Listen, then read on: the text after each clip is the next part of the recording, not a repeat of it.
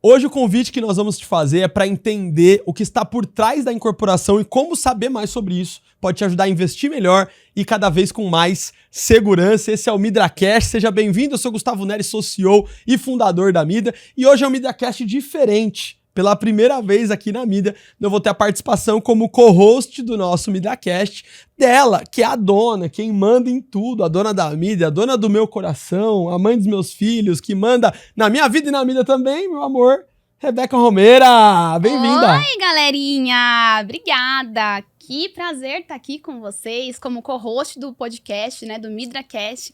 Inclusive, achei chiquíssimo, né, o meu intuito aqui no Bonner podcast. de Fátima, né?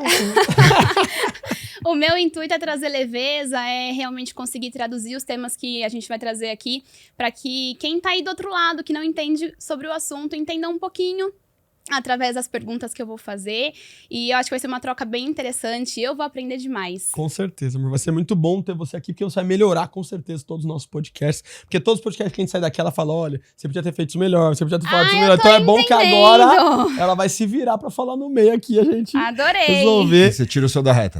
Exatamente, o culpa é minha, entendeu? A culpa não é mais ótimo, minha. agora eu tô sem pressão nenhuma.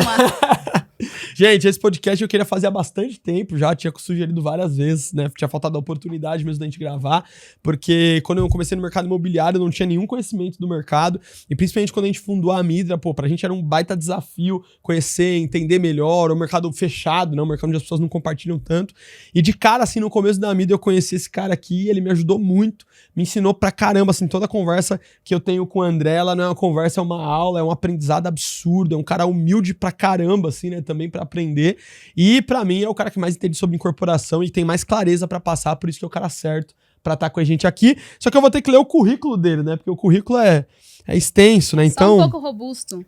Então vou ler aqui pra vocês a honra que eu tenho de receber um cara que literalmente vive o mercado imobiliário há 15 anos, começou com muita gente, né, como um corretor, entretanto, enfrentando, né, roleta, plantão, dia, raça, mas não parou, subiu degrau por degrau, passou por todas as posições possíveis nas áreas de vendas, comercial e novos negócios, e hoje ele é vice-presidente de uma das empresas que mais cresce no setor imobiliário aqui em São Paulo, que a gente é mega fã dessa empresa, a WDS, com essas 3 frentes sob o comando dele, dá pra dizer que ele conhece o mercado de ponta a ponta e hoje ele vai compartilhar com a gente como o investidor pode sair do óbvio e começar a jogar com inteligência no mundo dos imóveis, e tenho certeza que ele vai fazer isso com maestria.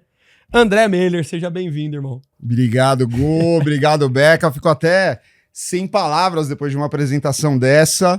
Podem tirar pelo menos aí uns 80%, 85% de tudo que ele falou, mas acho que com 15% já dá para fazer um trabalho bem bacana. Gente, obrigado pelo convite, obrigado por me receber, obrigado por poder abrir esse espaço para poder compartilhar um pouquinho. Acho que isso que o Gu falou é nada além de uma troca muito grande que a gente faz. Eu hoje considero a Midra a principal empresa de vendas para investimentos do Brasil. Então saiba que o tanto quanto você aprende comigo, tanto quanto eu posso passar para vocês, eu também aprendo demais com vocês, e fico muito orgulhoso da nossa parceria.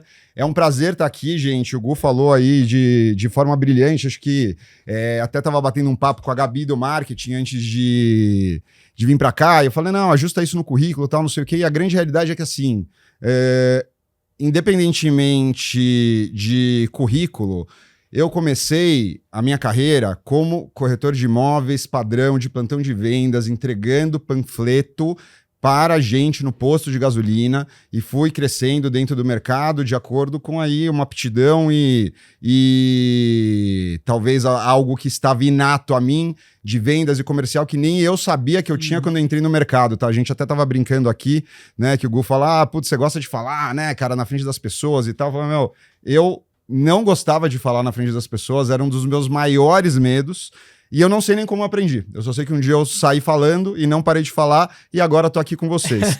Então, gente, muito obrigado aí. Vai ser um prazer bater um papo com vocês hoje, poder compartilhar um pouquinho do meu conhecimento. Certeza, cara. E só vou comentar uma coisa rapidinho. Eu lembro, eu até contei pra galera isso, né? Uma vez que a gente foi numa reunião, eu, você, Daniel e Léo, que a gente foi no almoço, com uma boa ideia. E eu lembro quando eu saí daquela mesa, assim, incomodado, porque eu falei, caramba, cara, os caras são muito inteligentes, os caras entendem muita coisa, eu preciso aprender, porque senão não tem como eu sentar em mesa como essa. Eu compartilhei com a galera lá na Midra. A gente era pequenininho na época, tinha 12, 13 corretores, né? E eu falei, cara, eu saí de uma mesa hoje incomodado a me tornar um profissional melhor. E pra mim foi uma baita de uma honra quando você foi lá, acho que você nem sabe disso, né? Você foi lá na Midra. Não sabia, cara. Pra conversar comigo e falar, cara, a gente quer entender um pouco como vocês estão vendendo, aprender com vocês, porque eu me esforcei muito pra sentar nessa mesa com vocês, cara, e ter essa admiração que eu sei que vocês têm pela gente hoje, né? Então eu deixei pro podcast. Cara, fico emocionado. Obrigado mesmo por compartilhar isso aí comigo. Nóis. Demais. Vamos fazer coisa grande junto. Bom, a gente já faz coisa grande junto, né? A gente já tá olhando até novas praças aí. Sim. Mas fico até sem palavras depois de saber de um negócio desse. E é isso, gente. Eu acho que de tudo que o Gu falou, eu acho que tem um ponto que eu acho que é muito importante, que eu sempre falo muito isso, que é o incômodo. Eu acho que se a gente não tá incomodado o tempo inteiro, a gente não evolui. Verdade. Eu acho que esse talvez seja um dos principais pontos aí da Midra, dos principais pontos de vocês dois que criaram algo tão fantástico, que é tá todo dia incomodado. Porque todo dia você tem que melhorar, não importa o quanto bom você seja. Então, parabéns. Bom, gente, André, vamos lá. Para quem tá nos ouvindo, não entende sobre o mercado imobiliário, o que é incorporação imobiliária, qual que é o papel de uma incorporadora no ciclo de um imóvel? Nos dê uma aula sobre isso. Gente, vamos lá. Não sei se eu vou dar uma aula, mas eu vou tentar falar um pouquinho do que eu sei aí sobre incorporação e do que eu aprendi nesses 15 anos. É bem importante que primeiro a gente separe o joio do trigo, né? Então, eu acho que muitas pessoas confundem construtoras com incorporadoras. Muitas incorporadoras se auto-intitulam como também só construtoras. Então, você vai ver uma construtora X, uma construtora Y, que também é incorporadora, e às vezes fica um pouco confuso o papel de cada um. Então, vamos lá. A construtora é quem constrói, ponto, final. Nada além disso. A construtora é quem constrói. A incorporadora é quem desenvolve. A incorporadora é quem olha para o produto, é quem olha para o terreno, é quem negocia o terreno, quem faz as contas, quem faz os numéricos, quem vê qual que é o melhor produto para encaixar no mercado, quem modela o produto. Então, a incorporadora ela tem um papel extremamente importante dentro do mercado imobiliário, dentro do ciclo do imóvel, porque são as incorporadoras que ditam o que o mercado imobiliário vai ser. As incorporadoras que ditam as tendências, as incorporadoras que ditam o tipo de produto, as incorporadoras brilhantes, diversas incorporadoras brilhantes aí trazendo tendências fantásticas para o mercado, se modelando em mercado internacional, se modelando em mercado nacional, e a gente sempre tentando se reinventar aí dentro do mercado. Então, acho que é sempre bom a gente separar esse joio do trigo, porque construtora e incorporadora são duas coisas completamente diferentes. No caso da WDS, nós somos incorporadores e construtores. A gente, na verdade, nasceu como construtora e depois de alguns anos a gente entendeu que era legal dar o passo da gente começar a desenvolver os nossos próprios projetos. Mas eu acho que, assim, é muito legal quando você tem uma construtora e uma incorporadora, onde você tem essas duas verticais juntas dentro da mesma empresa. Porque eu acho que elas se completam muito, e eu acho que para o pitch também de vendas ali, que é algo que está embaixo do comercial, que é algo que está embaixo da incorporadora, facilita muito quando você tem as duas frentes. Mas acho que assim, hoje a maioria das empresas do mercado que incorporam, elas acabam contratando construtoras, que muitas são muito boas, algumas nem tanto, para construírem os seus produtos, né? No caso da WDS, como eu disse, a gente incorpora e a gente constrói. E aí eu acho que assim, quando você olha para uma empresa, você entende um pouco mais desse mercado de incorporação, você vai ver que dentro da empresa você tem ali o comercial, você tem ali uma área de incorporação, que é uma parte muito só de desenvolvimento de produto, você tem uma área de novos negócios, que é uma área de compra de terreno, então você vai olhar o terreno, você vai olhar, olha, putz, eu estou comprando essa esquina aqui que está num zoneamento X, esse zoneamento X me permite fazer tantas vezes o tamanho do terreno, então meu coeficiente de aproveitamento do tamanho do terreno é Y, então a minha cota terreno vira Z, e aí separam muito essas coisas. Tudo isso, para mim, é incorporação. Tá? Todas essas áreas elas estão embaixo de uma incorporação. Então, eu acho que uma incorporadora ela é basicamente o coração do que dita todas as regras do mercado imobiliário. E eu acho que aí as grandes cabeças pensantes que sempre estão buscando se descolar de mercado de commodity, sempre estão pensando como fazer alguma coisa diferente, como trazer alguma tendência diferente, vão trazendo para o mundo de incorporação e para o mercado imobiliário nacional novas tendências e coisas que vão valorizando cada vez mais o mercado, né? Mas assim, a muito grosso modo, a incorporação é exatamente isso, né? E aí eu acho que é muito legal, porque o trabalho da construtora, basicamente, é pegar e construir o prédio. Então ele vai pegar o projeto ali executivo. Tudo pronto já, né? Tudo pronto, foi protocolado, projeto legal na prefeitura, vai pegar aquilo, vai criar um executivo e vai pegar e vai construir o prédio. A incorporadora, ela tem um papel fundamental, né, na parte de desenvolvimento, né? Então, são contas extremamente complexas. Então, qual que é o papel de uma incorporadora? Pegar aqui, se olhar para uma quadra fiscal, gente, eu tenho mania de ficar anotando, então eu só falo assim, pegar essa quadra fiscal e falar, legal, tô comprando esse terreno aqui de 1.000 metros quadrados. Esse terreno de 1.000 metros quadrados, ele está inserido num zoneamento X. E esse zoneamento X, ele me dá 4 vezes potencial construtivo em cima dos metros quadrados que eu estou comprando. Ou seja, dos 1.000 metros quadrados, eu vou construir 4.000 metros quadrados de área de venda. Ou seja, se eu paguei R$10.000 o metro quadrado desse terreno, minha cota terreno vai para R$2.500 o metro quadrado. Além disso, você tem diversas outras regras aqui. Então, a questão, acho que muito do mercado imobiliário e muito do que a gente briga muito na incorporação, que eu acho que talvez é um dos grandes segredos do negócio, a gente sempre está ali lutando e brigando com os arquitetos para que a gente consiga chegar no melhor coeficiente de aproveitamento possível dentro do produto, com o máximo de eficiência possível para a parte construtiva conseguir entregar alguma coisa legal. Então, a incorporadora é o coração do que move o mercado imobiliário nacional. E tem que se reinventar, né, cara, fazer isso. Acho que uma vez a gente foi lá na WDS, o André me deu um exemplo muito bom que eu achei, assim, de o que é incorporadora e o que é construtora, né? Que você falou, cara, a construtora é a fábrica, vamos dizer assim, basicamente. Ele dá até o exemplo da Apple, ele me falou assim, imagina que tem a Apple e tem uma fábrica lá na China que faz os iPhones. A fábrica na China, ela recebe um projeto, galerinha trabalhando, executa. A Apple, ela vai criar, ela vai avaliar, ela vai analisar mercado, ela vai ver o que é tendência, ela vai ver o que tem custo e tal. Então ela faz todo um corpo pro cara que sai lá.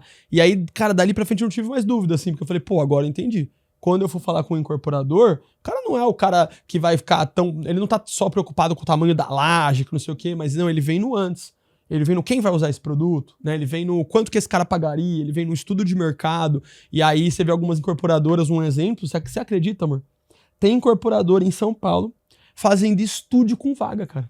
Isso é um negócio que não existe mais, André. Você acredita? Quem são tem esses incorporadora malucos? fazendo Não, estúdio. eu mesma não acredito nisso, Tô falando, tem isso. Quem são esses malucos, Tem né? isso, cara. Será que até o final do podcast a gente A descobre? gente conta tá no bom. final, Mas é um exemplo, é um ativo irreplicável. Perdizes, próximo da maior casa de shows da América Latina, não sei o quê, com vaga, que é um negócio pra quem vem pra São Paulo sabe que não tem, né? Você vai no Airbnb, no Booking, lá, procura lá. Tenta pôr vaga, tal, não tem nada praticamente com vaga. Pera lá. E tem como ter. Mas então as pessoas que estão assistindo esse podcast hoje, elas conseguem aproveitar esse produto. Se é correr, depende de quando sair o projeto. Eu até falei isso pro Abeco, falei, depende de quando sair o podcast, porque se demorar pra sair o podcast, talvez não tenha mais. Mas aí gente, assim... esse é um ponto que é um diferencial. Já né, entramos nesse tema, a gente vai falar aí ao final do podcast, então já fica pra você que tá aqui com a gente, tem que ficar até o final se você quer saber do estúdio com vaga em Perdizes, o único prédio de estúdio com vaga que vai ter no bairro de Perdizes inteiro. Então fica com a gente até o final, porque a gente vai trazer um conteúdo muito rico para vocês. Mas eu acho que isso que o Gu tá falando, obviamente que é um produto nosso, a gente tá fazendo uma brincadeira aqui, mas isso mostra uma coisa que para mim é um dos grandes diferenciais dentro do mundo de incorporação. Para mim, um dos maiores diferenciais dentro do mundo de incorporação não é saber incorporar ou saber fazer conta. Saber fazer conta... Cara, muita gente sabe fazer. Saber incorporar não é tão complexo, cara. Você vai mandar o projeto para o arquiteto, ele vai te devolver um numérico, falar, olha, você vai aproveitar o terreno tantas vezes, você vai colocar tantos metros quadrados de unidade de residencial, você vai comprar um estudo de mercado, que você vai pagar R$25 mil, R$30 mil, 50, 100 mil reais, e ele vai falar para você, olha, dentro desse estudo de mercado aqui, esses são os tipos de produtos que se adequam a esse mercado. Ou você hoje já está mais na área de inteligência artificial e tudo mais, já tem plataformas com BI que você consegue acessar em real time o estoque do mercado. E aí eu vou tentar desenvolver um produto aqui, mas quando a gente está falando de tudo isso, a gente está falando quando a gente está pensando com uma única cabeça, que é cabeça de commodity. Então, cara, o que eu vou fazer para trazer para dentro do mercado de commodity um produto que talvez vai vender um pouquinho melhor, um pouquinho pior, mas o que move o mercado imobiliário, o que move o mundo da incorporação é quem pensa diferente. É quem traz novas tendências para o mercado, quem pensa fora da casinha. E eu gosto de falar muito de um tema que, para mim, acho que é um tema muito importante. A gente que está muito no mundo da incorporação, a gente consegue perceber muito isso, porque você sai andando na rua, né? Eu, assim, sei lá, saio andando na rua, tô andando de carro, vou vendo, sei lá, um bairro que nem o Jardins. O bairro de Jardins é um canteiro de obras hoje, né? Você tinha um efeito lá, antes da pandemia, que você vendia lá, sei lá, 20 mil reais o metro quadrado. E aí, os terrenos eram incompráveis. De repente, na pandemia, que eu brinco que a esquizofrenia da pandemia jogou o preço dos ativos de alto luxo de 20 para 50, 60 mil reais o metro quadrado, todo mundo falou, opa, chegou a hora de sair incorporando. Então, todo mundo teve a mesma ideia, todo mundo foi comprar os terrenos nos mesmos lugares, todo mundo desenvolveu os mesmos produtos, e quando você olha hoje para esse mercado, que não é completamente descolado do mercado de commodities, que não é irreplicável, o que não é algo que não dá para você fazer de novo, hoje está sofrendo um pouco mais. Então você vê que tem lugares de São Paulo onde tem ativos óbvios que não conseguem vender tanto. O que é isso, cara? Todo mundo sabe incorporar muito bem, mas todo mundo pensou com cabeça de commodity, todo mundo quis aproveitar um momento. Eu acho que isso mostra uma tendência muito grande, que eu acho que daí é do ser humano mesmo, de mania de grandeza. Isso me lembra muito um filme, que eu não vou lembrar o nome agora, porque eu sou péssimo com nomes de filme, mas onde o cara é do mercado financeiro e tudo mais, e aí ele vira ali pro genro dele em algum momento e ele fala, cara, o cara já é bilionário e tal, fala, você não tá entendendo, já não é mais pelo dinheiro. É pelo poder. Traduzindo isso para o mercado de incorporação, eu acho que o ser humano ele tem uma tendência muito grande a ter uma mania de grandeza muito forte. Então você tem zoneamentos hoje em São Paulo onde você consegue aproveitar muito o terreno, onde você consegue fazer prédios de 50 andares. Todo mundo quer fazer. O cara olha e fala, porra, esse cara tá fazendo 50 andares, eu vou fazer 51. O meu vai ser mais tesão, vai ser mais alto, vai ser mais bonito, vai ser não sei o quê. É isso que vai descolar o cara do mercado? Cara, não necessariamente. Então acho que cabeças, a gente tem uma estratégia hoje dentro da WDS, isso aí é uma prerrogativa que a gente fala todo dia, a gente fala toda semana em reunião de comitê, e a gente sempre vai falar isso, a gente não vai nunca entrar nessa seara de ter mania de grandeza. Então a gente consegue ter olhar estratégico, aí eu não estou falando que a gente é melhor do que ninguém, estou falando qual que é a nossa estratégia. Existem diversos desenvolvedores no mercado que fazem coisas completamente brilhantes. A gente tem uma estratégia de olhar zoneamentos que não necessariamente todo mundo está olhando, tipos de produto que não necessariamente todo mundo está olhando, fazer certas análises que não necessariamente todo mundo está fazendo, porque o mercado mudou muito, o custo do dinheiro mudou muito. Né? A gente fez um produto, agora me chamou muito a atenção isso, a gente fez um produto de 152 metros quadrados, Simão Álvares, uma das melhores ruas de Pinheiros, a rua que mais valorizou em São Paulo no ano passado, mais de 400%. A gente não escolheu por conta disso, a gente veio descobrir depois do produto, foi só um ponto a mais para o pitch de venda ser ajustado. Um produto alto padrão puro sangue, não tem estúdio no prédio, só tem uma loja embaixo que a gente já determinou para um fim específico que vai ser muito bacana. E quando a gente pensa num produto de 150 metros quadrados, a gente não pensa, acho que assim, o produto de entrada ele está entre 70 e 100. Né, para uma família. 150 metros quadrados, ele sempre foi produto intermediário, para o cara depois dar o pulo para ir para 200, 250, 300. Há 5, 6 anos atrás, quem comprava 150 metros em Pinheiros? Uma família com 60, 80 mil reais de renda. A gente estava talvez buscando esse cara com um range um pouquinho maior, né? Hoje, o cara que compra em Pinheiros o produto de 150 metros quadrados, médio, no nosso produto, tem renda de 220 mil reais familiar, que era o cara que comprava apartamento de 250 metros, que é o cara que nasceu nessa realidade. Ou seja, se esse cara hoje não consegue mais comprar 250, não sei o quanto satisfeito, ele está com 150. Então vamos tentar trazer para ele a melhor experiência dentro de 150 para aproximar o máximo possível dos 250 metros. E o cara do 150 é o que vai mais sofrer, porque esse cara não consegue mais atingir os 150 metros quadrados, porque o custo ficou muito caro do dinheiro. Né? A gente brinca ali muito da empresa que a gente fala que São Paulo é uma cidade que está um pouco expulsando as pessoas. Então, o cara vira tipo Midra, cara, vou ganhar dinheiro, e você vive na cidade, o custo do dinheiro realmente vai te expulsar daqui. Né? Principalmente se você quer viver uma vida boa, eixo, né? Do eixo, exatamente.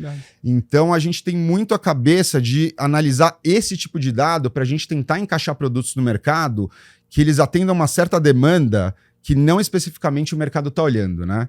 Então, obviamente que eu não vou dar todas as nossas estratégias, né? Isso aí o Gustavo sabe aí e a Beca em off, mas a gente olha bastante isso. Eu acho que a prerrogativa de não ter a mania de grandeza e querer ganhar dinheiro e fazer produtos encaixados e diferentes para o mercado, eu acho que é a melhor prerrogativa para qualquer incorporadora de sucesso.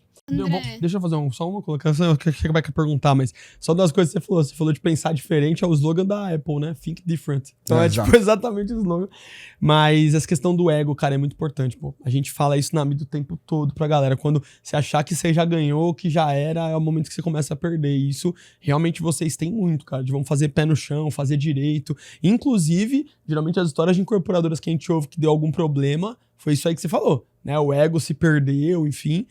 E a gente vai tocar nesse assunto. É verdade, deixa eu deixar você Mas tocar antes, André, você falou assim, de se diferenciar, de ir um pouco na contramão do que a maioria tá olhando, né? Quais são os maiores riscos que uma incorporadora enfrenta e como que uma incorporadora faz para se proteger desses riscos? Sabe que, engraçado, porque eu acho que essa pergunta ela é uma pergunta um pouco complexa, um pouco ampla. Acho que seria muito leviano da minha parte dar um único risco, porque eu acho que a gente passa diversos riscos como incorporador, mas eu acho que a gente consegue trazer absolutamente tudo para mais ou menos o mesmo lugar, né? Então, todo risco ele está efetivamente na incorporação, né? E o que isso quer dizer? Eu anotei aqui, ó, mercado. Então, o que isso quer dizer? Cara, mercado é um risco. Não sei se o mercado vai absorver ou não vai absorver meu produto. Eu não sei se o que o André está falando aqui, vou pensar diferente do mercado, vou trazer um produto que ninguém está fazendo. Pô, se ninguém está fazendo, pode ser que ninguém compre também. Ou pode ser que alguém chegue lá e compre o produto inteiro. Então esse é um risco que eu tomo, né? E se o cara não compra o produto, aí a gente vai entrando nos outros riscos. Então meu produto não performa, eu tenho risco de não conseguir pegar o financiamento bancário, porque eu preciso de um número X de unidades vendidas do prédio para o banco me liberar o financiamento, caso assim eu queira utilizar do dinheiro do financiamento à produção. Então, putz, não consegui essa alavancagem, vou ter que colocar dinheiro de capital próprio. Vou tirando dinheiro da holding. Aí eu coloquei aqui commodity. Commodity, ele é um risco muito grande. Então, vamos falar de um zoneamento específico, que foi o zoneamento mais trabalhado e do mercado imobiliário desde a revisão do plano diretor do Haddad. ZEU. Então, quem incorpora em ZEU, que é onde você aproveita mais o terreno, você tem certas limitações específicas de vaga de garagem, principalmente, onde não importa o tipo de produto que você vai colocar, os produtos, se eles forem de uma metragem parecida, você vai ter limitações onde você não consegue colocar, sei lá, 2 vagas de garagem num produto, por exemplo, de 100 metros quadrados. Você não consegue. Ah, mas eu quero. Cara, você não consegue. Você não vai entregar o prédio, alguém vai pegar, vai embargar, você não vai tirar o habite, sei lá o que vai acontecer. Mas você não pode fazer isso. Então isso trouxe a maior commodity do mercado imobiliário inteiro. E pela mania de grandeza que a gente está falando lá atrás dos incorporadores, todo mundo quer fazer em ZEU. Porque em ZEU eu faço prédios gigantescos, eu faço marcos na cidade, né? Eu anotei aqui um outro risco, inadimplência. Cara, a gente tem um risco de inadimplência. E vocês sabem que isso é muito gozado, né? A gente sempre achou que o risco de inadimplência, ele estava muito atrelado à questão da análise de crédito.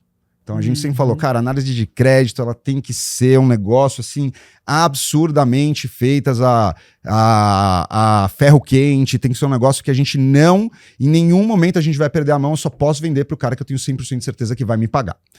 Por mais que as leis de extrato mudaram, hoje se o cara quiser devolver 10 vezes a unidade, a incorporadora no final vai estar ganhando até mais dinheiro, mas ninguém obviamente trabalha para isso. Mas a gente fez um teste, a gente começou a conversar com alguns incorporadores, não vou trazer aqui o nome dos players, estou falando da gente hoje, mas a gente falou com incorporadoras muito grandes, onde a gente descobriu que eles não faziam análise de crédito. E a gente começou a perguntar, cara, isso é muito louco, né, cara? Me fala aí sua inadimplência. Se manteve no mesmo nível. E o distrato? Se manteve no mesmo nível. O que mudou para você? A captação. Tem certos fluxos que você faz e que você aceita, onde você tem uma consciência maior de que aquele cara vai topar, né? Então se você facilitar muito o fluxo, aí tem chance desse cara... Isso facilita para venda. E facilita para investir. E a gente não entra num risco muito maior, porque a partir do momento que a gente teve uma crise muito grande do distrato lá atrás, crise gigantesca, eu cheguei atrás, em incorporadora que eu trabalhava, vender um prédio inteiro num final de semana, e 6 meses depois de distratar o prédio inteiro, a gente vendeu a 13 mil metros quadrados um prédio no Brooklyn, distratou o prédio inteiro, só 80% do prédio, a gente teve que fazer um relançamento por uma outra empresa vendendo a 10 mil reais o metro quadrado. E aí, o que você vai fazer? Hoje a lei de distrato nos protege, a gente consegue reter 50% do valor. Então, o cara tem muita consciência disso. A gente está na área da informação, a gente está com inteligência artificial. Hoje o cara pega uma minuta de contrato, ele joga no chat GPT, ele tem uma análise melhor, muitas vezes, do que se ele falasse com um advogado, macaco velho de mercado. Então, a venda fica mais complexa, o cara ele entra mais consciente, o produto que a gente trabalha, que é médio-alto, ou mesmo em estúdios, que é para o cara mais qualificado, que tem mais grana e tudo mais, a gente tem a consciência de que esse cara também tem consciência do que ele está fazendo com o dinheiro dele, né? Mas inadimplência também é um risco. Distrato, coloca como um risco, mas já é hoje um risco muito menor. A gente já conseguiu diminuir demais o risco do distrato, né? A WDS, assim como muitas empresas, foi uma empresa que abriu uma praça em Santos na época do pré-sal. Todo mundo foi para Santos na época do pré-sal.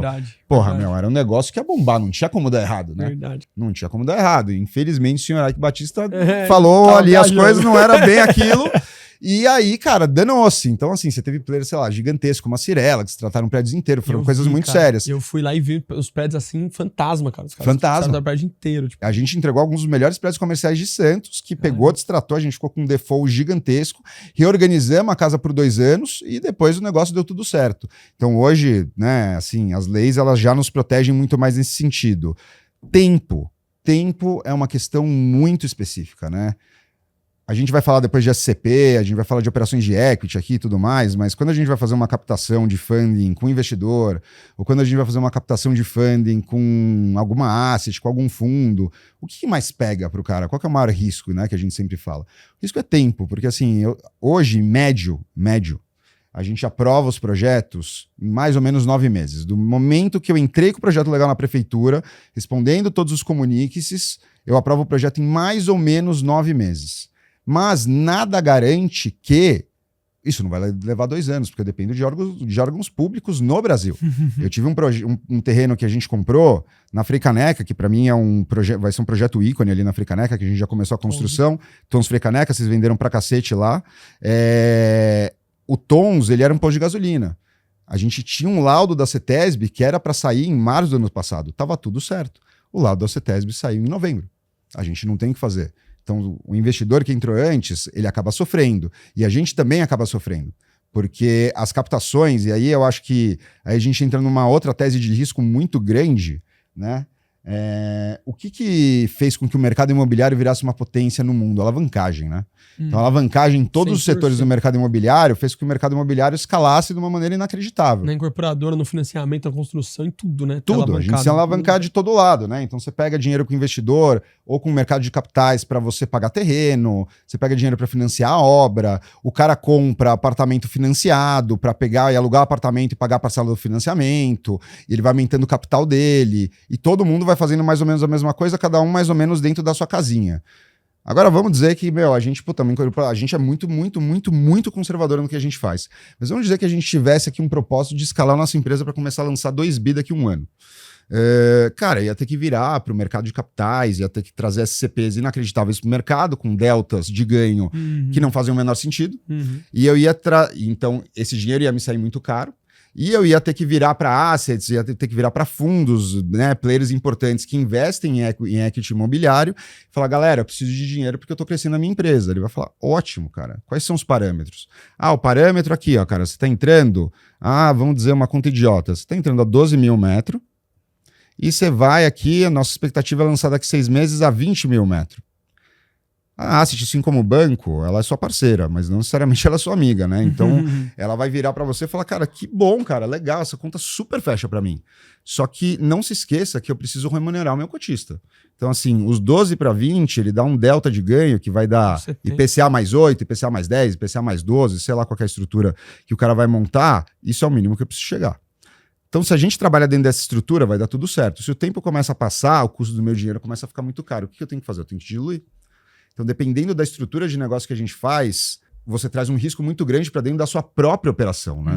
Então, você tem que ser muito analítico no sentido do que você faz, o que você faz de alavancagem para a sua empresa. Nós, WDS, né? A gente tem um baita de um caixa, empresa com mote familiar, independentemente do tamanho. No que vem a gente lança um bi, esse ano a gente está lançando 700 milhões. A gente faz tudo de uma maneira muito conservadora. A gente nunca foi tão assediado por assets e pelo mercado de capitais e por bancos na história da nossa existência, em especial o mercado de capitais. Por quê? Porque o custo Do financiamento, a produção ficou muito alto. Acabou o dinheiro da poupança que financiava isso e o custo começou a ficar muito alto. Então, uma taxa que eu pegava, sei lá, 10, agora eu pego 15, 16, 17. Esse dinheiro vai comendo o quê? Margem minha. Eu não vou deixar comer margem minha, vai comer margem de quem? Do investidor, né? Ou do cara que está comprando para ele. O produto vai ficando mais caro, não necessariamente é o mercado que está corrigindo. O que está corrigindo são coisas que vão encarecendo o produto. A gente basicamente falou não para quase todas as empresas que vieram oferecer dinheiro para gente. Olha, cara, vamos estruturar uma operação, eu te dou 50 milhões, te dou 100 milhões. Como que é essa estrutura? Puta, não, obrigado, a gente não quer entrar nesse risco. As únicas estruturas que a gente entrou com assets e parceiros do mercado de capitais foram estruturas que não é todo mundo que faz, que são estruturas de fundos de permuta. Então, fundos de permuta são fundos que vão lá, eles olham para o terreno, compram o terreno, permutam com você através de uma entrega de um seguro de apólice garantia que ele vai estar segurado do principal dele lá na frente se eu não entregar o prédio. Mas ele não vai me cobrar esse spread de taxa se o tempo não passar, na maioria das estruturas do negócio. Então, e ele ganha no sucesso do negócio, de alguma forma. Ganha no sucesso do negócio e ele fica protegido pela apólice de seguro. Então, não necessariamente eu entro num risco muito grande, ele também não necessariamente entra num risco muito grande, fica uma coisa um pouco mais ponderada, né? E aqui eu coloquei um que eu acho que talvez é um dos maiores riscos, né, cara? Que é a escolha do produto. Né? Então, tudo isso, por isso que eu falo que está tudo muito dentro da incorporação. Porque se você escolher o produto errado, foda-se. Desculpa aí, gente. Não. Se você... Foda-se, não tem problema. Não tem problema. Se você escolher o produto errado, foda-se o tempo, foda-se o distrato, foda-se na inadimplência, o commodity e o mercado. Porque você não vai vender o seu produto. Se você escolher o produto errado, você vai carregar isso lá para frente, sei lá o que você vai fazer. Talvez, dependendo do tamanho da sua empresa, vai quebrar a sua empresa. O tempo, ele é resolvível. O distrato, ele é resolvível. Se eu já vendia, eu vou distratar, vou vender de novo. A inadimplência, na taxa que a gente tem, ela é totalmente resolvível. Commodity, cara, se você tiver um olhar muito estratégico, é muito resolvível. E o mercado é complexo, né, gente? Então, assim, a gente está num momento, e a gente precisa ser muito honesto, a gente está num momento onde a gente tem uma dificuldade maior de pegar o dinheiro do investidor, por exemplo, à vista, do que a gente teve em outros momentos do mercado, né? Então a gente está aqui, CDI a 14%, taxa de juros a 14,75%, a gente já sabe que ano que vem deve descer para 12,5%, mas ainda vai continuar alto, o cara tá com o dinheiro aplicado e não necessariamente o cara tem a consciência, a única conta que a maioria dos investidores fazem é o quê? Meu dinheiro hoje aplicado no banco está rendendo 1 ponto qualquer coisa. Ele não faz conta do imposto de renda, ele não faz conta de nada, ele não entende o ciclo do dinheiro no tempo. Ele não entende que o mercado imobiliário vai trazer para ele um benefício de ser um mercado muito mais resiliente e tudo mais. Então, o mercado, ele também dita muito a estratégia. Então, por exemplo, a gente fez o Simão ano passado, lançamos. Vendemos aí, sei lá, quase 50% do produto. Esse primeiro 50% do produto que a gente vendeu, vendia com 1 milhão de ato, 1,5 milhão de ato, 800 mil reais de ato. Passou o ano, a galera saiu de férias, chegou em fevereiro, começamos a falar de novo com os clientes. A gente tinha proposta aprovada com 800 mil de ato, o cara falou, agora eu te dou 100. E aí, o que você vai fazer? Nossa. Meu fluxo pedia 500 mil reais nos primeiros 3 meses. Cara, a gente tem que mudar. O que eu fiz? Putz, vamos baixar para 300, vamos colocar uma antecipação mais agressiva. E aí a gente vai trabalhando dessa maneira. Então, acho que assim, os riscos eles são muito inerentes a todas as áreas da operação, são muito inerentes à estratégia que você adota, são muito inerentes, obviamente, à saúde da empresa e ao mercado, mas eu acho que todos eles, assim como eu falei da incorporação, que são várias áreas que são uma única área, eu acho que todos os riscos são todos os riscos que juntos, todos, se você não olhar para todos eles e você bater o pênalti em algum, o seu projeto não vai para frente. Sempre lembrando que a escolha do produto, se escolher o produto errado é o pior. Você falou uma coisa que eu vi com o incorporador, né? Porque às vezes a gente quer, principalmente quem é corretor, né, no mercado, não entende o porquê os incorporadores fazem as coisas. Então eu lembro quando eu comecei a vender, e aí tinha lá uns produtos tipo de unidade de 30 metros, 35 e tal, e eu falava, pô, faz menor, faz 22, faz 25, vai vender mais. E aí depois eu comecei a entender que tinha um monte de regra. E uma vez eu tava conversando com um incorporador, que é um amigo nosso, e ele falou, cara, pra você ter uma ideia, eu tive que fazer uma mudança no meu projeto, que era uma mudança no tamanho de uma unidade, que era uma mudança pequena, mas porque foi um pedido da prefeitura e tudo mais. Na mudança, ele perdeu um pouquinho de corredor. Tipo, deu uma mudadinha assim, perdeu um pouquinho de área vendável.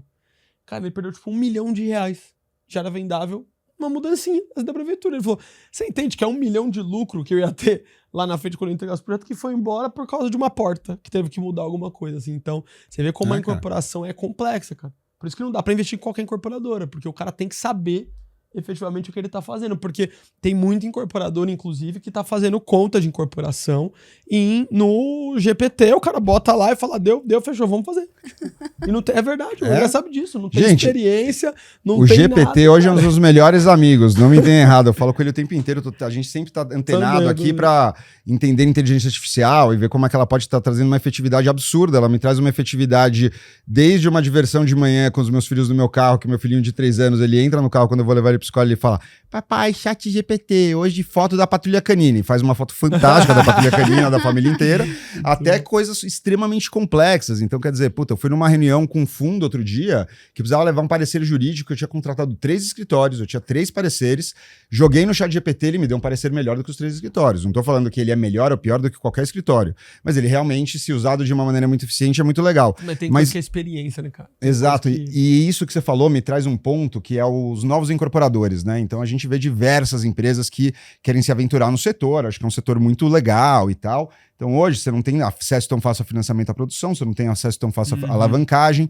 A alavancagem que você vai fazer, se você é muito novo, não necessariamente é muito segura para sua empresa, uma operação um pouco mais de risco. Mas o que a galera às vezes não entende? O cara fala, quero exatamente o que você está falando. Pô, faz 22, faz 25, faz 19. Cara, isso faz muito sentido se você conseguir vender o produto, porque quanto mais você diminui a área do apartamento, mais caro fica por metro quadrado a construção daquele ativo. Porque o que acontece? Fazer um apartamento de 200 metros quadrados, quantas áreas eu tenho totalmente abertas onde eu não coloco paredes? Então eu tenho uma sala de 80 metros quadrados. Nessa sala de 80 metros quadrados, cara, eu coloquei laje, coloquei contrapiso, coloquei os acabamentos ali e acabou, quanto cara. É mais barato, né? Pô, vou fazer um estúdio de 15 metros quadrados. Legal, cara. Você vai, cada 15 metros quadrados você vai colocar 4 paredes. A sala do apartamento de 200 metros quadrados são 6 estúdios. Exato. E esse 15 metros quadrados, ele tende a pegar um ticket mais alto, mas se não pegar, você vai jogar o seu lucro no saco, porque é uma obra muito mais cara do que você construir um apartamento de 200 metros quadrados. E às vezes a falta de know-how, eu acho que assim, uma coisa que me veio agora à cabeça quando eu anotei tudo isso aqui, eu acho que quando a gente está falando, para a gente até finalizar esse tema para não ficar muito longo, quando a gente olha para mercado, commodity, inadimplência, distrato, tempo, produto, eu acho que a gente fala de uma única coisa muito específica que se chama know-how. Você tendo know-how para fazer o que você está fazendo, você tem uma possibilidade muito maior de fazer aquilo com maestria, aquilo tem muito mais chance de dar certo. Então a falta de know-how, ela traz um risco muito grande também para a operação. André, falando de riscos e tudo, por que alguns empreendimentos não são entregues? Por que alguns atrasam? O que acontece? Posso só aproveitar? Lógico. Porque quando eu comecei no mercado imobiliário, e vai bater nessa pergunta também, que foi em 2021, eu lembro que eu falava com vários clientes, né, tá tudo mais, e aí alguns clientes que eu falava, falavam, cara, mas isso é seguro, porque era muito lançamento, né? É seguro? Eu falava, não, é 100% seguro, né? Porque eu também nem conhecia muito. E aí você falava, pô, mas e esse caso da Incol? E a Incol quebrou. E cara, que louco, né? Um negócio que já tinha acontecido há mó tempão, mas direto os clientes me falavam, porque eu vi uma matéria, porque eu perdi dinheiro. Cliente da Bahia, cliente de um monte de lugar diferente que tinha perdido o dinheiro, né, com a operação dos caras. E eu queria que você comentasse um pouquinho, assim, tipo, do que aconteceu, o que é esse risco, né, de vários prédios ficaram sem entregar, né, e depois até mudaram algumas coisas no mercado. Se puder comentar um pouquinho dessa história também. Eu acho que a gente aí consegue cruzar muito bem as duas perguntas, porque eu acho que são temas muito parecidos, que não necessariamente hoje eles são exatamente a mesma coisa, né? Então, respondendo primeiro a pergunta da Beca para o mercado atual, né? Não vou falar da não entrega. A não entrega ela é mais complexa, cara. A não entrega, o cara, embargou um produto dele, acabou o caixa, a empresa quebrou, são coisas muito complexas, né? Não tem muitos motivos hoje para você não entregar um prédio que não seja você estar fazendo a coisa muito errada. Uma má gestão. Uma péssima gestão. Mas o atraso, ele tá atrelado a diversas coisas, que daí ele pode estar atrelado a, por exemplo, cara, sei lá, uma empresa super alavancada, precisa comprar material, o preço do aço subiu, o cara quer dar uma segurada, ele dá uma segurada 2, 3 meses. Outro fator, mão de obra, se o cara não tem mão de obra qualificada, então assim, a gente paga muito bem para os nossos funcionários dentro das nossas SPS, que são os CNPJs específicos que a gente tem para cada empreendimento, que são funcionários que estão com a gente, a grande maioria há mais de 20 anos. Isso é muito difícil você ter numa incorporadora. Quando a gente abriu a Praça em Santos, agora a gente quer abrir num outro lugar que o Gu sabe o que é, a gente ainda não pode falar aqui, a gente já tem a consciência de que a gente vai levar os nossos funcionários, porque quando a gente depende de mão de obra de mercado, também é complexo, né? Então tem diversos temas. Hoje a gente está num momento que tem muitas obras atrasadas. Então, assim, eu acho que o mercado hoje imobiliário, ele quis trazer diversas tendências diferentes, né? Então, cara, o que a galera hoje compra mais? O cara compra planta ou ele compra design? Hoje, de verdade, acho que às vezes o cara compra mais design do que planta. Então, você vai lá, um negócio curvo, assinado por sei lá que escritório, com material foda, pica das galáxias, que é a coisa mais foda que é usada em Dubai. Cara, ótimo, cara. Puta, muito legal. O cara comprou. Agora, onde fabrica esse material? Na Suíça. Qual que é a capacidade dessa fábrica? Cara, a capacidade é X, Y, Z. Ela consegue atender o mundo inteiro? Porque o mundo inteiro tá fazendo isso. Cara, não sei. Ou mesmo assim, cara, você nem projetou, mas o negócio você achou que você ia chegar em 60 dias, na verdade, demora 9 meses para ficar pronto. E aí, esse nível de complexidade que o mercado quis trazer para facilitar a venda, começou a trazer um complicador para diversas obras do mercado que não conseguiram ser entregues, de empresas muito respeitadas, de empresas muito grandes, e a gente sabe de casos de diversas empresas que optam por atrasar a obra porque não querem colocar tanto caixa naquele momento, né? Então, acho que a gente precisa entender que existe um ponto de equilíbrio de quem trabalha certo e toma um movimento errado, entre o cara que não está tão bem intencionado e simplesmente atrasa a obra porque ele atrasou, né? Então, falando um pouquinho desses temas, para o mercado atual, acho que é mais ou menos isso, não tem nada muito diferente disso para falar, tá? A mão de obra realmente é um negócio bem complexo. Agora, vamos falar sobre um tema polêmico, né? A gente estava falando, inclusive, sobre isso, né? Bastidores aqui, a gente fala aqui. In-call. Né? In-call, primeiro, assim, eu acho que todo mundo fala de in-call como se fosse uma merda gigantesca e só isso. Acho que as pessoas têm uma tendência de olhar para uma coisa que deu muito errada e você só olhar para o que deu errado. Sim. Vamos lembrar que a in-call, ela nasceu mais ou menos em 1960, ela nasceu de um cara que, o cara teve que batalhar, o cara literalmente tinha barraquinha de rua, que ele vendia sei lá o quê, chegou a ter 15 barraquinhas de rua para o cara conseguir fazer uma faculdade de engenharia, o cara foi para Brasília, o cara começou a pegar obra pública, foi fazer um primeiro prédio e o cara em 30 anos conseguiu se transformar na maior construtora do Brasil. Maior construtora do Brasil. E aí vem o problema que a gente fala, cara, que é a mania de grandeza e o ego das pessoas. Em algum momento, ali na mudança de plano real, onde o financiamento ficou mais complexo, onde todo o setor sofreu, que daí me lembra muito de uma história ali do Bernie Madoff, que é o cara que criou maior esquema Ponzi do mundo, onde todo mundo, não importava o ciclo do mercado, o cara estava sempre ganhando, onde todo mundo estava se ferrando, em qual só estava subindo. Em algum momento ela começou a fazer operações, a gente estava brincando sobre isso, vou contar uma única história, porque eu acho que não vale a pena ficar entrando tanto nesse tema, mas a In-Call trouxe muito forte a tese da permuta para o mercado imobiliário, principalmente permutas por materiais de obra, e isso acabou virando uma área muito importante dentro do In-Call, isso acabou representando 10% do faturamento da empresa em algum momento, que para uma incorporadora é muito grande, 10% de faturamento, dependendo da margem do incorporador, é basicamente o lucro inteiro que o cara vai ter em cima daquelas obras que ele está fazendo, e em algum momento a permuta por aço, ou a permuta por cimento, a permuta por tijolo, se travestiu em outras permutas, né? E tem uma história muito famosa que é a permuta dos palmitos, que eles ficaram muito tempo servindo ali no refeitório da In-Call palmito pra galera, porque ele pegou permuta em palmito, que era uma coisa que não fazia o menor sentido. O cara trocou apartamento por palmito. Exato. Ele trocou um apartamento por um monte de lata de palmito. Gente, palmito. me entendeu errado, adoro palmito, tá? Mas eu não trocaria nenhum apartamento meu por nenhuma lata de palmito. Então, assim, a In-Call, aí vamos esquecer a empresa, vamos pensar na estrutura, tá?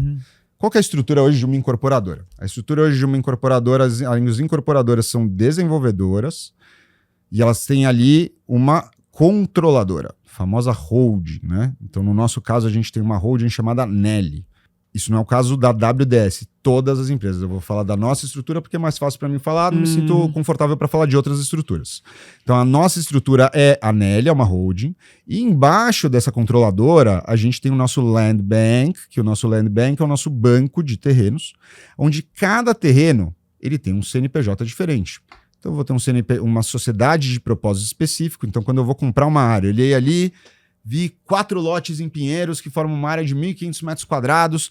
vou lá, negocio com os proprietários, é uma das coisas, inclusive, que eu mais gosto de fazer, porque, a gente tem uma facilidade comercial muito grande, e eu que vim de uma família inteira de psicólogos, né? Eu brinco que foi o sítio do meu avô era uma fábrica de loucos.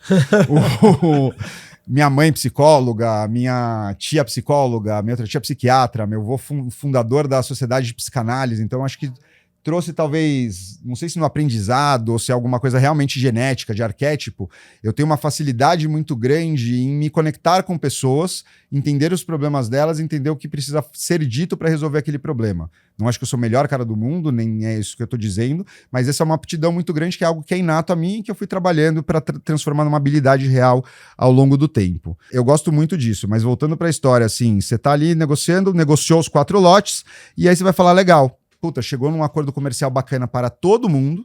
Agora, o que a gente vai fazer? A gente vai comprar esses lotes. Nesse momento, eu viro para a minha área de controladoria, ali da incorporadora, que cuida de toda essa parte contábil e tudo mais, e vou falar, olha, gente, eu preciso que vocês formem uma SPE, uma nova empresa, para comprar essas casas. Então, vou lá, vou formar, sei lá, WDS, Prime, XYZ.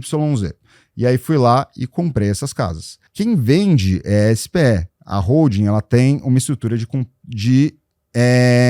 gestora de absolutamente todos esses ativos. Hoje a gente tem um benefício muito grande, muito importante, e que daí ele pode sim respingar no investidor de uma maneira positiva, dependendo de como e qual momento que o cara entra no produto.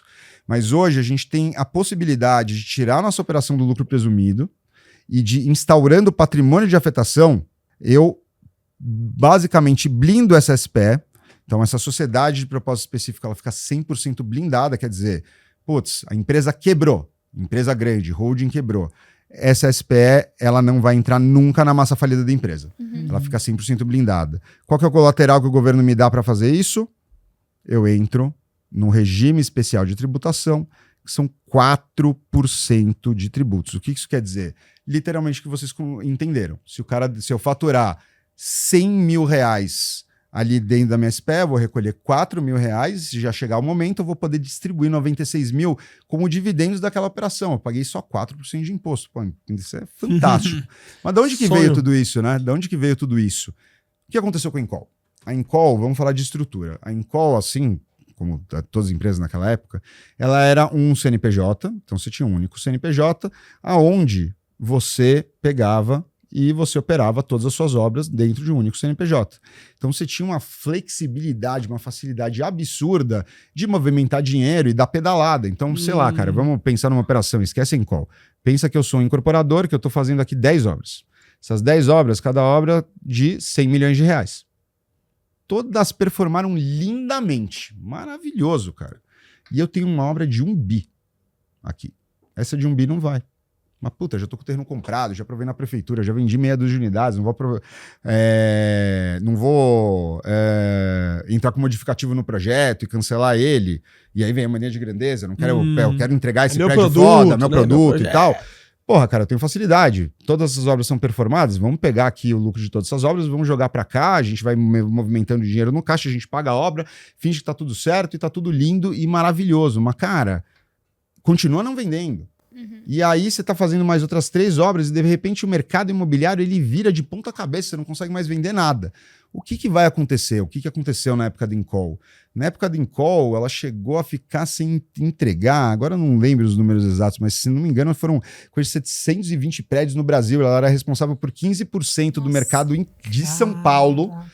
E eles ficaram sem entregar esses prédios. E mais importante do que isso, eles não ficaram só sem entregar esses prédios, as pessoas que compraram esses apartamentos e não tinham passado a escritura, a gente está falando aí de pelo menos 10 mil clientes, tá? 10 mil famílias, ficaram sem receber esses imóveis, nunca conseguiram receber, porque isso entrou para a massa falida da empresa. Né? Nós, WDS, a gente chegou a comprar um prédio do Incol lá atrás para a gente terminar, que a gente entregou, que é o West House Perdizes, né? História gozada. Então, a Incol, ela foi uma dura lição para o mercado imobiliário de uma empresa que foi criada por um cara brilhante, que meteu os pés pelas mãos no momento que ele deveria ter recuado um pouquinho, que o setor estava sofrendo, devia ter segurado um pouco a operação e pegou e continuou acelerando, porque ele queria crescer mais que todo mundo, e dá para entender de onde ele veio, para onde ele chegou e onde ele não queria voltar.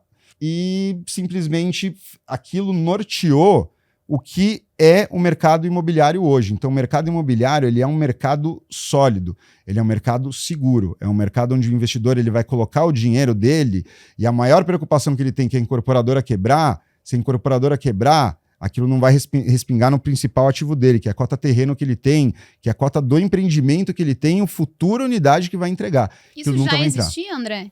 Não, nessa época não. Não. Foi aí, inclusive, que começou. Isso, sei lá, em qual quebrou 98, ela entrou com pedido de concordata 97, 98, 96, não lembro agora. 98, 99 ela quebrou, falência, fudeu, acabou o mercado imobiliário, foi um caos, caos atômico. E em 2004 veio o decreto do patrimônio de afetação e a partir desse momento se mudou o mercado imobiliário, porque o que acontece? Assim como o mercado bancário, que você precisa ter muita confiança no setor, quer dizer, se pega um banco hoje que nem o Itaú e quebra, cara, você vai tirar o dinheiro de qualquer banco, porque se o Itaú quebrou, cara, eu não tenho, vou guardar meu dinheiro em casa, eu vou mandar meu dinheiro para fora, sei lá o que eu vou fazer. Mercado imobiliário, a maior incorporadora do Brasil, vamos dizer hoje, qual que é a incorporadora com mais nome, mais respeitada aqui de São Paulo, vamos falar, sei lá, da Cirela. Cirela pega e quebra amanhã. Cara, isso aí é uma palada pro mercado inteiro. Se Cirela quebrou, eu vou comprar de quem? Sim. Vou comprar da WDS, vou comprar de outras X empresas. Quem que não vai quebrar nessa Cirela? Quem que não vai quebrar? Então, isso foi muito importante porque trouxe toda a confiança que o mercado imobiliário precisava para continuar movimentando os bilhões de reais por ano que movimenta na economia, com crédito, com financiamento, com geração de emprego, né? Então, foi uma coisa muito ruim que aconteceu, com um cara muito inteligente, mas que norteou o mercado para ser a potência que é hoje, né?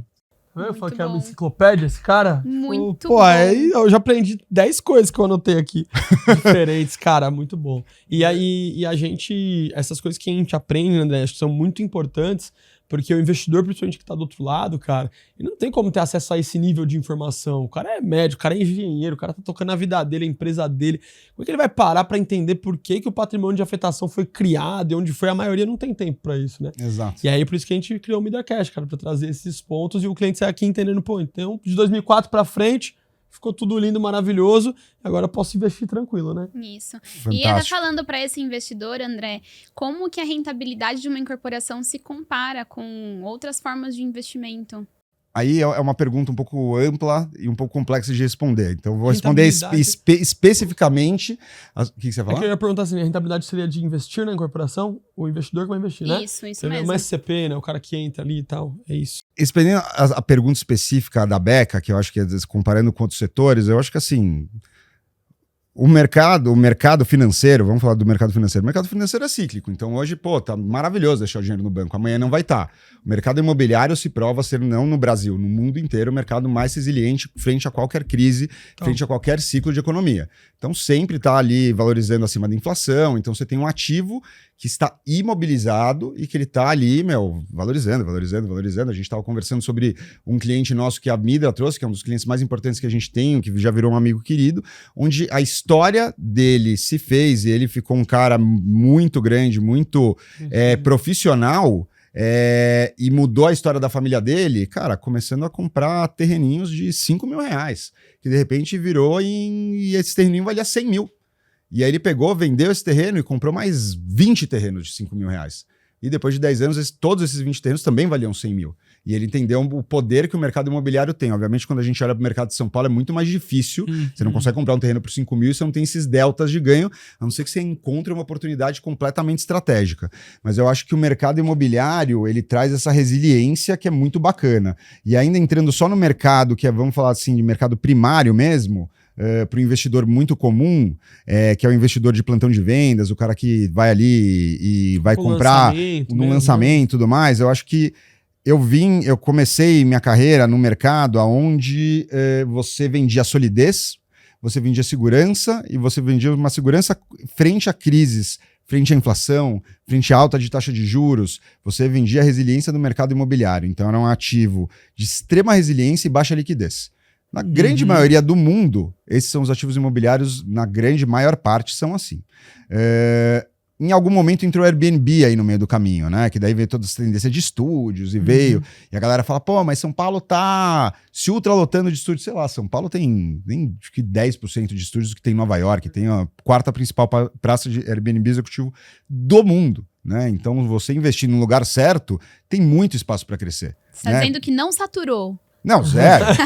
Não saturou. E assim, obviamente, você precisa saber onde você vai investir, mas tudo que guia o preço de tudo é oferta e demanda, né?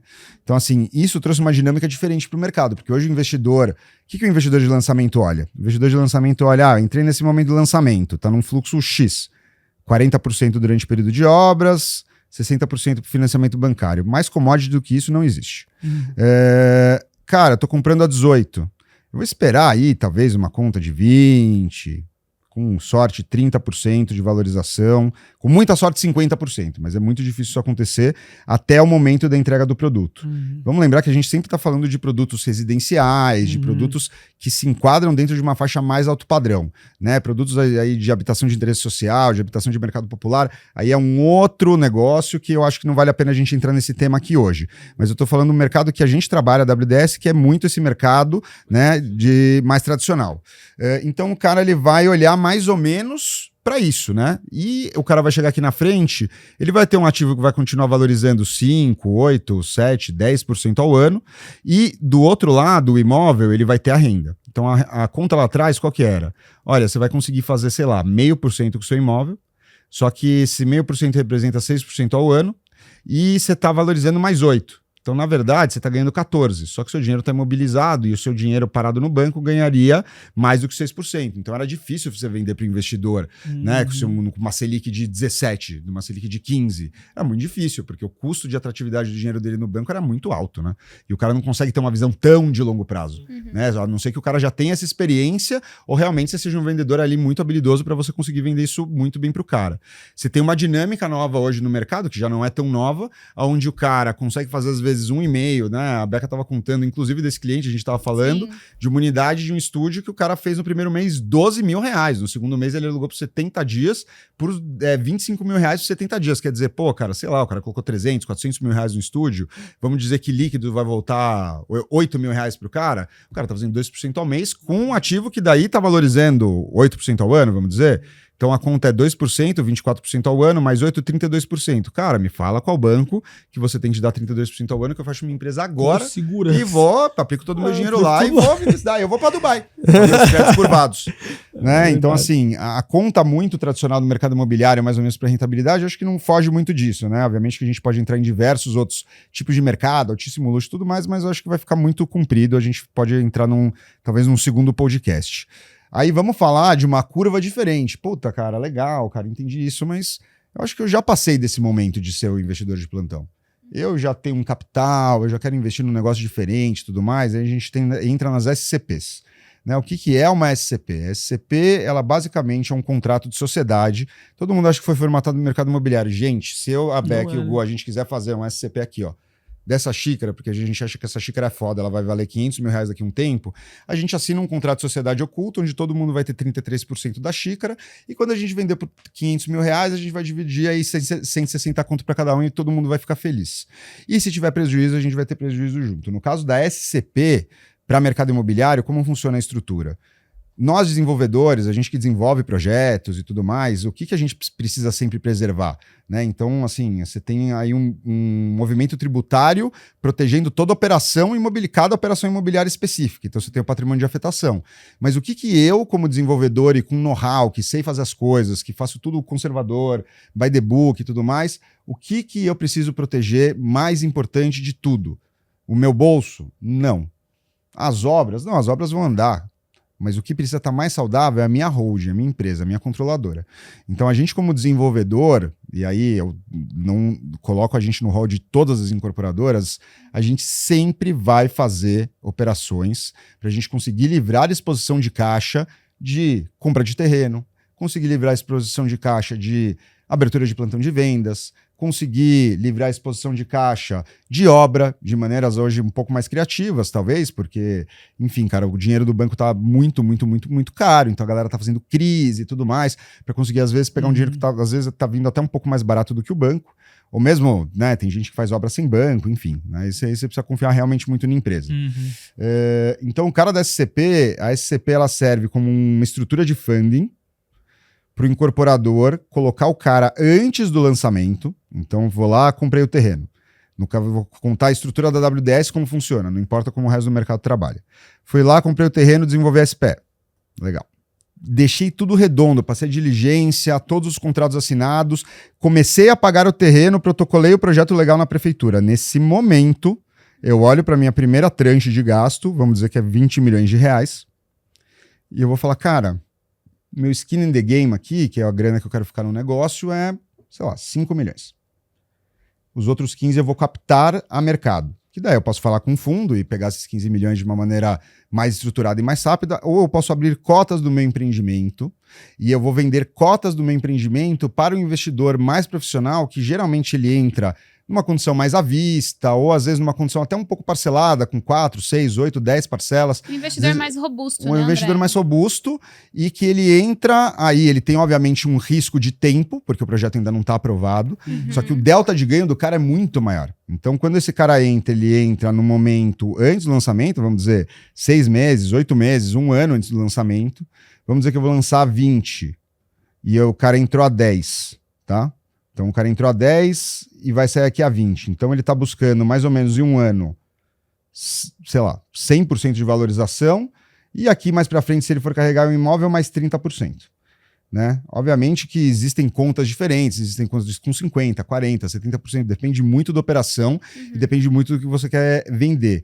Mas a SCP, ela para mim hoje se traveste de um dos melhores investimentos que você pode fazer em qualquer setor que você possa investir o seu dinheiro. Porque, se você sabe com quem você está colocando dinheiro, uma empresa que você sabe o que está fazendo, você está protegido também pelo patrimônio de afetação futuro que vai entrar no momento do registro de incorporação. 2, o seu delta de ganho é muito maior.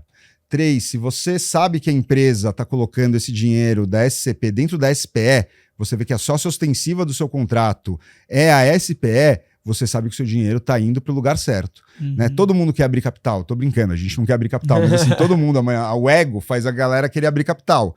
Muitas empresas não conseguiram, né?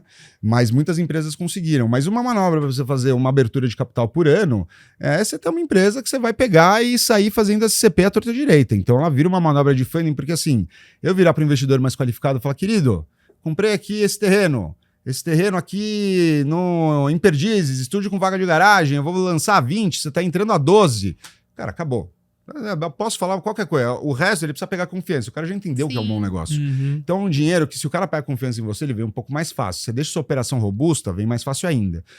A gente é muito conservador nos negócios. Então, os nossos deltas não necessariamente são os deltas maiores deltas de ganhos que você vai ver o mercado apresentar para os investidores. Mas são deltas conservadores numa operação onde a gente se compromete a fazer uma alavancagem tão e somente específica para a compra de terreno. Né? Então, a gente pega o dinheiro para a compra de terreno. E aí a gente dá um colateral para esse investidor, que é o quê? É o colateral do preço.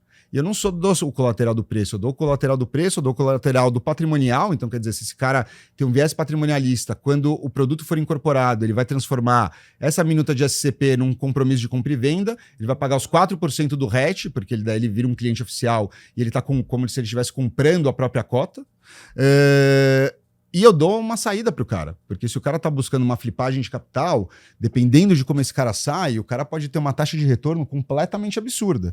Porque assim, eu como incorporador, eu tenho uma urgência maior em vender, então eu compro para sair logo. Então pego, compro, desenvolvo, coloco produto, aprovo, tiro RI, coloco plantão de vendas, eu quero vender tudo no final de semana de lançamento.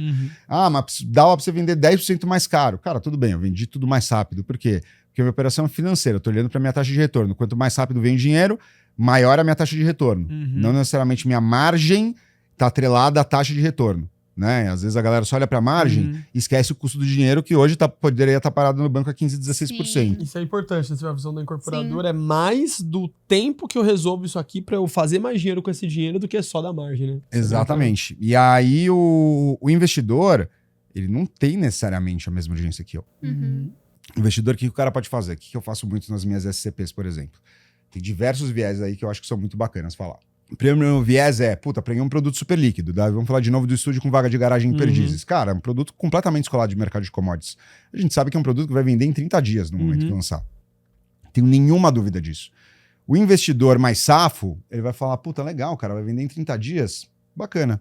Então daqui 30 dias depois do seu lançamento, me liga, me fala como é que foi. Se tiver vendido todas as unidades, eu coloco a minha venda. Só que eu não vou colocar a 20.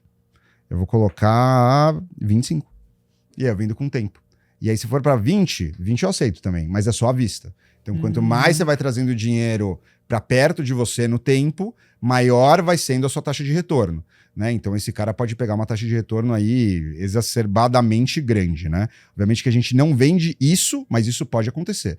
Existem empresas que vendem isso, a gente não vende isso. Isso é uma possibilidade do que pode acontecer com o seu negócio. Eu gosto muito de falar da operação dos múltiplos também, né? A operação dos múltiplos, para mim, é a maior sacada que existe no mercado de SCP. Se você tem um capital um pouco maior, então tô olhando para essa operação. Cara, uma coisa que a gente olha para operação de mercado futuro para locação é o yield on cost, né? Que é a rentabilidade em cima do custo daquela operação. Então, eu sei que hoje lá no Lincoln, por exemplo, que é esse produto que a gente vai falar lá para frente, a unidade hoje me custa R$12.500 o metro quadrado. E o André vai lançar esse produto em setembro a R$18.000 o metro quadrado. Eu posso ficar com essa unidade a R$12.500 o metro quadrado. Eu sei que a diária de Perdizes hoje é R$365, mais ou menos, por um produto já sem vaga de garagem, mas vamos precificar isso. Com uma ocupação média de 85%, eu vou ter mais ou menos aí uma renda de R$11.000 com esse apartamento bruta por mês. Legal, cara. Vou ter essa renda bruta aí de R$11.000 por mês em cima de R$12.500 o metro quadrado, vezes 25, 317 mil. Vamos dizer que sobrou 6 mil líquido? Tô fazendo 2% ao mês com um ativo que não para de valorizar. É bom? Pode ser melhor? Pode ser muito melhor. A venda dos múltiplos, ela entra com uma tese de como você pode melhorar. Cara, olhei para a operação. Quando você faz uma compra numa SPE específica, ela é uma única operação. Não são 3 unidades diferentes que você está operando. Não, é uma única operação. Então fui lá, cara, legal, a unidade custa 330, mas eu tenho 1 milhão guardado. Vou dar 1 milhão para o André. Dei 1 milhão na conta do André. Minha intenção sempre foi ficar com uma única unidade. Então as outras 2 eu vou vender. E as outras 2 eu vou vender ou junto no lançamento, depois que o André vender todas as unidades dele, aí eu vou vender mais caro. Todo lucro que você tem nas cotas que você vender, ele recai sobre o custo de aquisição que você tem em cima da unidade que você ficou. Então, uma unidade que hoje custa para você R$12.500 o metro quadrado, você quer pagar mais barato que isso? Você vai me pedir desconto? Eu não vou te dar, já estou te vendendo num custo muito bom para você. Mas você quer deixar mais barato e você tem capital para isso, cara, então entra no risco aqui junto comigo. Você vai vender sua unidade um pouquinho mais cara e aí, de repente, você vai ter a sua unidade não mais a 12.500, a 8. A 5. O lucro que você a teve zero. nas outras vai diminuindo da primeira. Às vezes a zero, dependendo de quanto criativo, quanto agressivo, quanto profissional o cara é, quanto acostumado ele tá com esse tipo de investimento. Então, acho que quando a gente fala de rentabilidade de mercado imobiliário, principalmente em SCP, dá para você ser muito criativo, porque eu acho que uma das maiores, aqui eu já vi que posso falar palavrão, eu vou falar, uma das maiores cagadas que a galera faz é só querer entrar para sair. Então assim, só quero entrar para sair, só quero entrar para sair, só quero entrar para sair. Muitas vezes o cara nem experimentou o mercado imobiliário, ele nem sabe o que o mercado imobiliário pode oferecer para ele. Fala, aqui esse Airbnb não vai dar nada, o cara vai entrar, vai quebrar meu apartamento inteiro. Cara, você não sabe o que vai acontecer. E vamos dizer que isso aconteça, vamos dizer que, é o pior cenário do mundo. Quebrou seu apartamento inteiro, você tem que remobiliar a cada 6 meses. Cara, mas se esse apartamento custou 0 para você e tá te gerando 5 pau por mês, e a cada 6 meses você precisa dar uma reformadinha de 10 conto nele, foi o melhor investimento que você fez na sua vida. Qual que é a sua taxa de retorno? Infinita? Então, assim, eu gosto muito, assim, uma das áreas que eu toco ali dentro da empresa, que é a área de relacionamento com o investidor, que agora a gente está trazendo uma robustez maior, que a gente vai entregar relatórios mensais para todos os investidores, criar uma cadência maior, porque é a área onde a gente encontra maior índice de recorrência de compra dentro da incorporadora, essa área de relacionamento com o investidor, e aí comigo capitaneando muito isso, a galera que trabalha comigo, eu falo, cara, o principal trabalho de vocês, que vocês fazem com uma maestria que ninguém faz, não é vender, não é fazer gestão, é educar. É educar o investidor, é achar os investidores certos, você criar uma recorrência com esse cara e educar como que você vai fazer para ganhar mais dinheiro no mercado imobiliário. Porque o mercado imobiliário hoje ele pode entregar uma performance que o mercado financeiro não consegue te entregar. É verdade. E a galera não consegue enxergar isso. E com garantia, né? Com segurança, com ativo. Com garantia do ativo que tá parado ali, cara. Que é imóvel, né? Uma coisa que a galera não pensa que assim, imóvel é bom, porque ele não tem como sair dali, né? Então é uma segurança e tal. Sabe uma coisa? O André já respondeu, aliás, 2 coisas que a gente ia perguntar, que era, primeiro, por que comprar o projeto, né?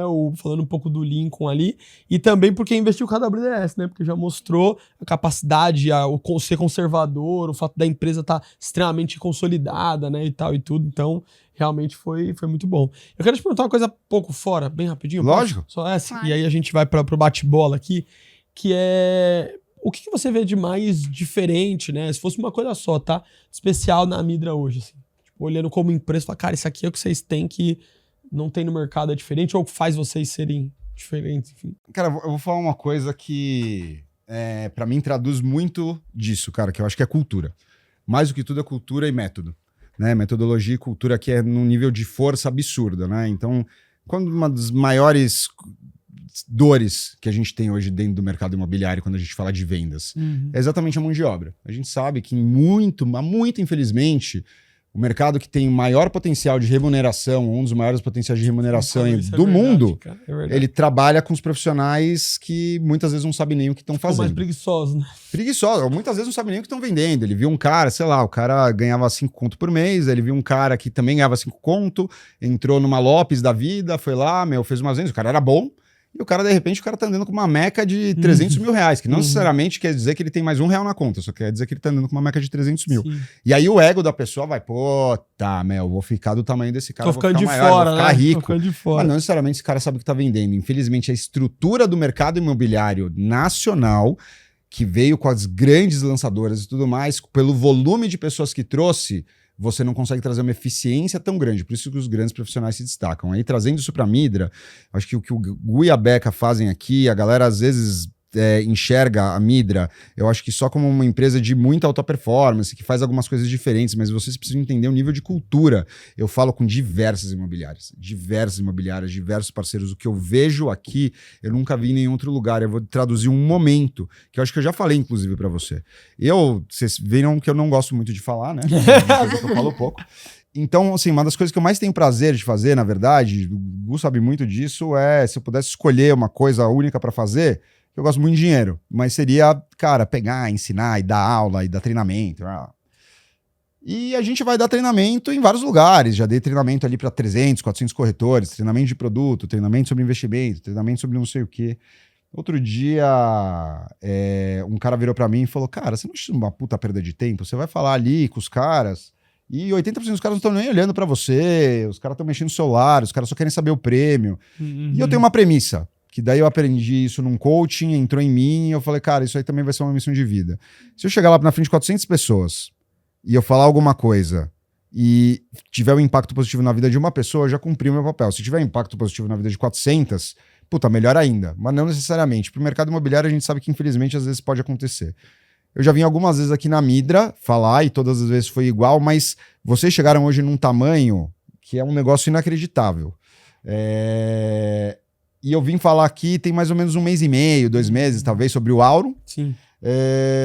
E ali tinham, sei lá, 100 pessoas para me ouvir. Né? Tava tendo um cara que jogava basquete, tava falando de mim e tal. Tava tendo um papo e depois eu fui lá na frente para falar pra galera.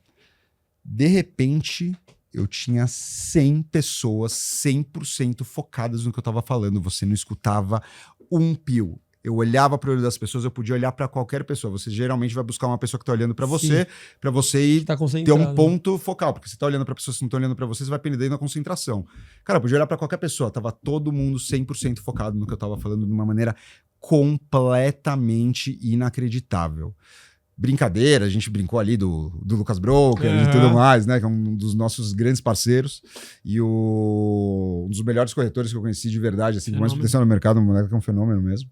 E terminou, e de repente a galera pulha, a galera grita, a galera se abraça. E aquilo me pegou demais, cara, porque aquilo vai exatamente na contramão do que esse meu amigo me disse. Eu tô falando desse um amigo, eu não vou falar quem que é a pessoa, mas é um grande executivo de uma empresa muito importante do mercado imobiliário de São Paulo.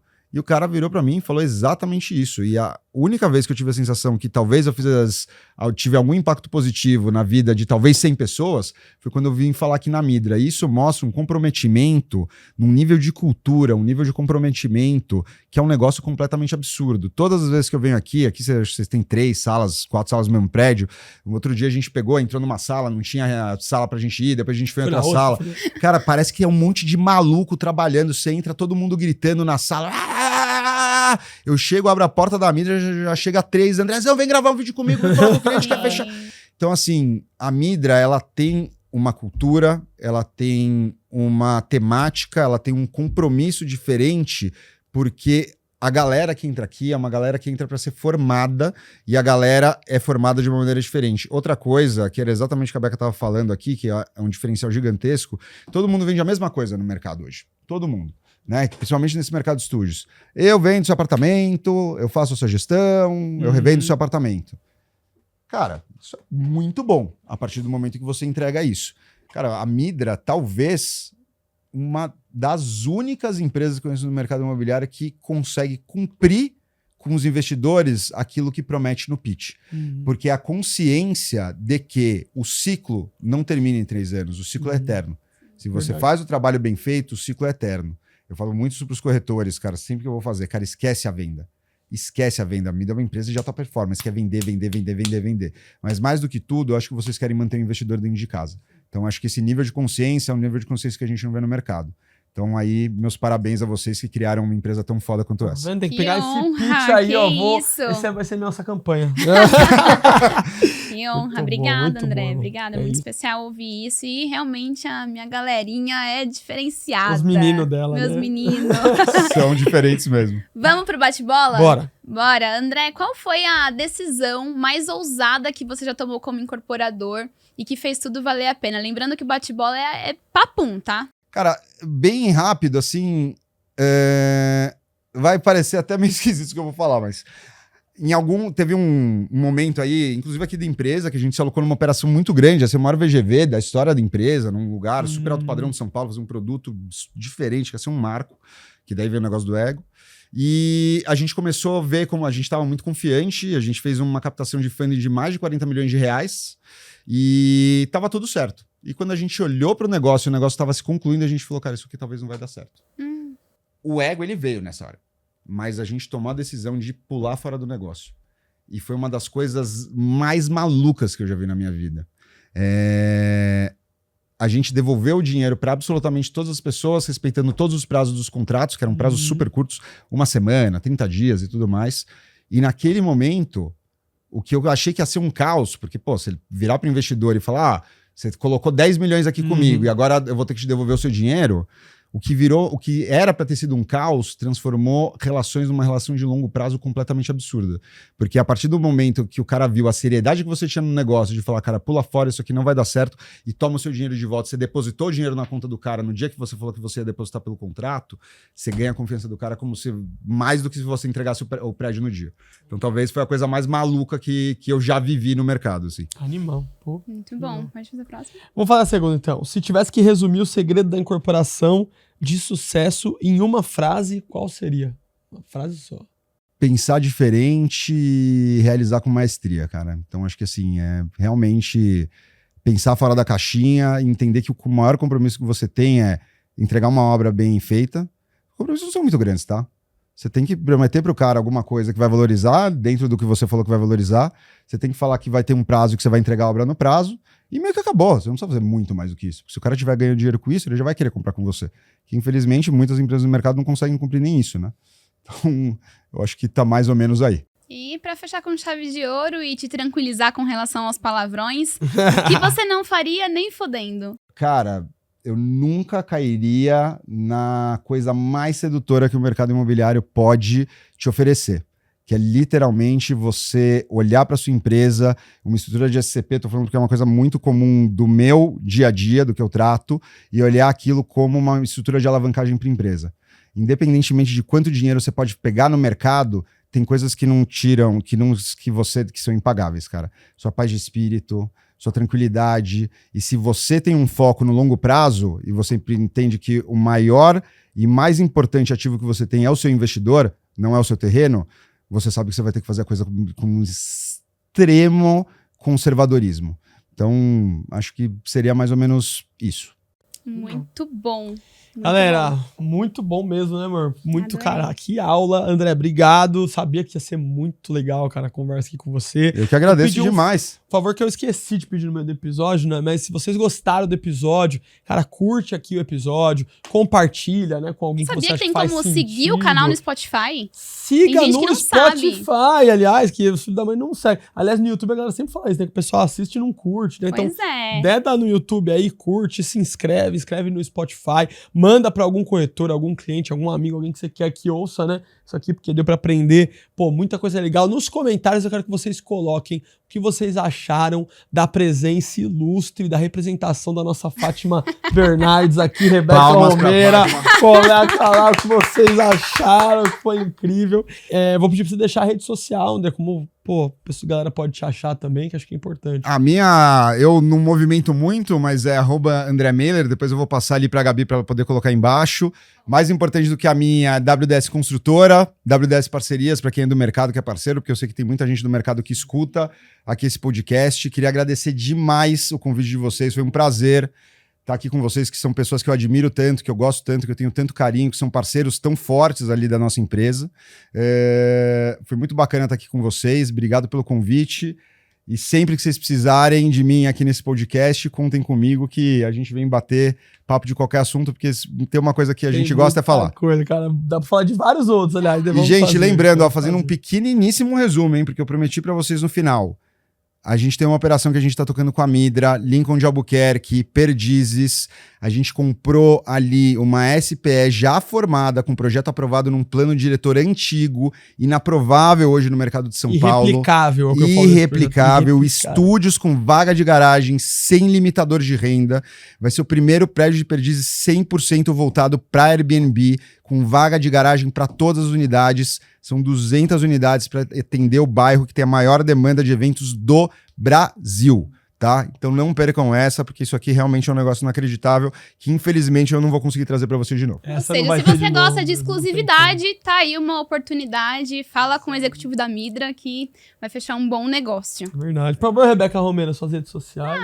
@Rebeca Romeira, Rebeca com 2 Cs. E a minha, Gustavo Neri Rocha. Siga também a Midra, @Midra_. Obrigado pela presença de vocês, por terem assistido até aqui. Espero que tenham gostado. Vão aprender muito mais nos próximos também. Valeu, até a próxima. Obrigada. Valeu, gente!